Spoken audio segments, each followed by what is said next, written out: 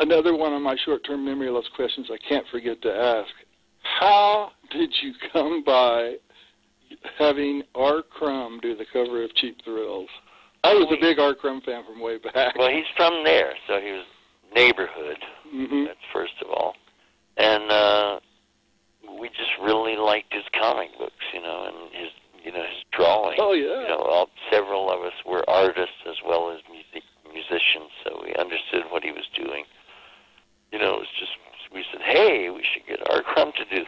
Now I wish I had that whole thing to do over again, because we got R. Crumb, but there's a guy who does all those line drawings for the theater in New York, and he died.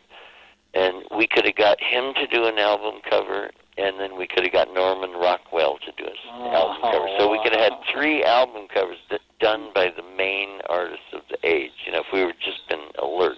Can you imagine what Rockwell would have come up with? Well, he did the one for Mike Bloomfield. Did he? It was Super Sessions, and it was real straight. I don't know if he did that on purpose, but it was just like a portrait of Michael and Al I'm going to have to Cooper. look on the internet on that. I wasn't aware of that. Well, go under Mike Bloomfield Super Sessions. Yeah, I'm familiar with the cover. I'm familiar with the album. It's just I never thought Norman Rockwell when I right. It doesn't look like him, and I'm sure Michael was very disappointed, because really what Norman Rockwell did, he was a great artist. I've seen original oil paintings by him, but he always told a story. It's like narrative painting. In this particular cover for Mike Bloomfield, he didn't tell a story. He just painted them, and it was good, but it wasn't like the Norman Rockwell story. My first introduction to you personally was the Cheap Thrills album, and I guess that probably was your biggest, I don't know, you correct me if I'm wrong, but your biggest selling album? Probably, yeah. And I personally have to thank you, because it enriched my life and still does. I mean, it's a staple in my home to this day. So let's move on a little bit here then. Okay. So we all know how wonderful Janis was and how terrible it was to lose her. And after Janis died, what you guys just kind of I would think just out of respect or just out of sheer shock, just kind of sat back for a while, right?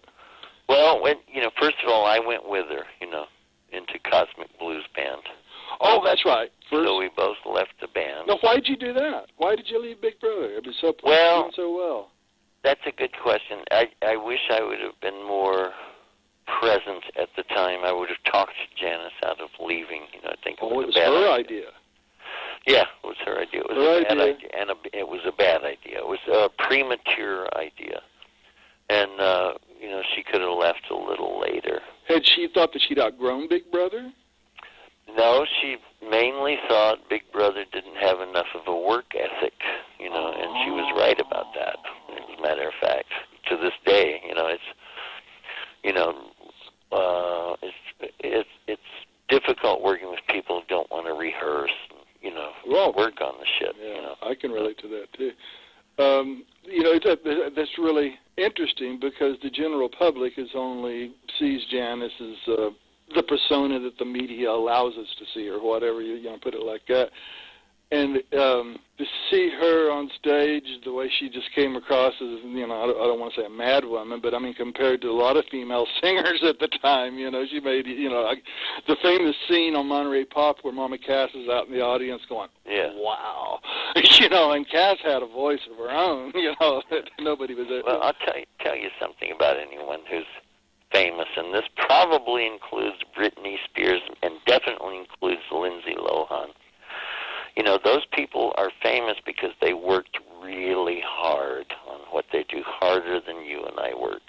They put in a lot of time and a lot of discipline, and they work their ass off. You don't get there, even if it's handed to you, you don't get there and stay there for longer than a month unless you really work your ass off, And she did that. She was like a real worker. And there were people in the band who didn't do that, and she missed that and sensed that that was important, and even then in the 60s, And so I don't know, the most self-destructive person you can think of is in the spotlight. They work on that shit all the time, They're on a a plane going to London and getting off of it and doing 10 interviews and then going to rehearsal. And, you know, it's just on and on. It's like a real job. Only it's like a real 24-hour job.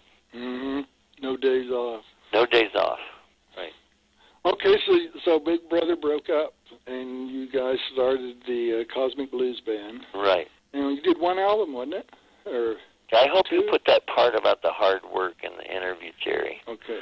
You know, it's really important for people. People forget of it. They think you can slide through on some kind of counterfeit charisma or something, you know, and it's, you know, you really have to work on that shit. Well, it's a responsibility, especially nowadays. I mean, people spend big bucks to go to a concert, and then they expect their money's worth. Yeah, more so There's now some show than ever. business, and you're competing with widescreen TVs and and surround sound in people's homes. And let's face it, you know, the older you get, the less you go out. Yeah. And it's hard to, you know, but you guys strike me as I wouldn't call you a nostalgia band. I mean, am I wrong?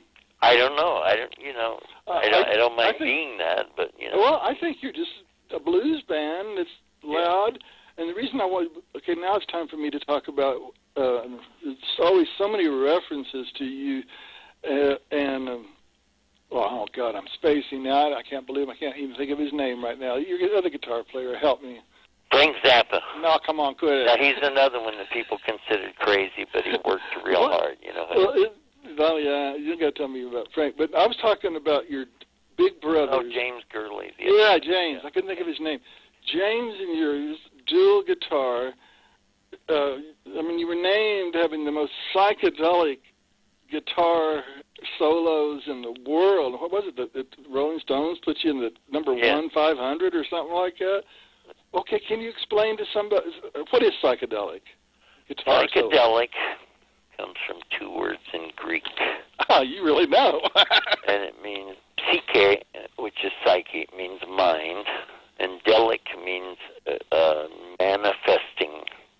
So it means revealing the mind. You know, that's what the word means. Just the word. You know, forget, you know, all the baggage. The word means mind manifesting. And we took it to mean mind expanding, you know, and making you aware of things you didn't know and feel empathy for things that you formerly considered foreign to yourself. So that's right there with that word. Then when Rolling Stone says that James and I played the most psychedelic music, they mean, what do they mean? They mean something that hadn't been heard before. You know, it was fresh, and it was also two things, one good, one bad, two ways of looking at the same phenomenon. One is it was pioneering, experimental, unusual, bizarre, and strange. And two is it was ignorant of any rules, non-European, non-structured, and ignorant, you know. And it's both of those things together. In fact, many things at that period were both of those things together. And that's why I wrote a song called Combination of the Two that's at the beginning of Cheap Thrills. Wonderful, wonderful. And my own psychedelic experience has always made me regard phenomena, real phenomena, as two things at one time. You know, there were both things involved. You know, this is really stupid and this is really brilliant. You know, the same thing. You know, so it was very complicated. It's definitely hard to make a decision when you're seeing both sides of it. You know. So when doing your psychedelic guitar solos, this was going on in your mind, that we are trying to contact or trying to free these people's minds, or were you guys just up there freaking out? Well, we were up there freaking out. That's the B thing that I just talked to you about. The A part of it was we're trying to free our own minds, and we hope everyone else catches on to what we're trying to do. Trying to take them on a trip with you. Yeah, but first, we're trying to take ourselves on the trip. And then, if we can take ourselves on the trip, maybe we can take them on the trip. Well, I think you successfully did it, and to be able to actually do it, even on a record, if you catch my drift in a way is kind of odd. You know what I mean? And yeah, right. For it to transpose across the wires or whatever. Well, you know? and across a lot of time because you record the record and then 6 months later it'll come out. Well, you talk about time, they're holding up today. I put your songs up against anything that's out today, and it's probably better. I mean, and I know there's a lot of people that agree that the music today is just a product. It's just people trying to capitalize on a formula that people like yourself originated. You didn't sit down and create it. Okay, this is how we're going to do it because this is how, you know, after the Beatles were a big success, all of a sudden everybody had a mop-top haircut, you know, wore little suits and tried to be cute, except you brought up Frank a while ago, except for Frank, and I always kind of thought of them as the anti-Beatles, you know, they were who they were. And another thing, since you brought up Frank, I heard that Janis had a crush on Frank at one time, but he didn't want nothing to do with her because she drank so much. Well, is that bullshit? I'm sure that happened with Frank and a lot of people, for one, you know. I don't know if she ever really had a crush on him. She might have, She might have got to put the moves on him. She had now, that's a different thing. She put the moves on every man who walked through the door. You know, that was just she couldn't resist that Mae West persona. She always had to play that, you know, no matter what, you know. I read somewhere that she liked big, burly mountain men type. Yeah. And that's me. Okay, well, she had that, and then on the other side was this, she liked androgynous, real young, unshaven men. Really? It was, both of those things were happening. I was watching I can't remember if it was on computer or on TV now, but somewhere I just, you know, in my research for this thing with you, an interview with her with Dick Cavett, and he asked her, were there such thing as male groupies, and she said, not near enough. Yeah. I thought that was pretty cool. Yeah. I thought that was pretty cool.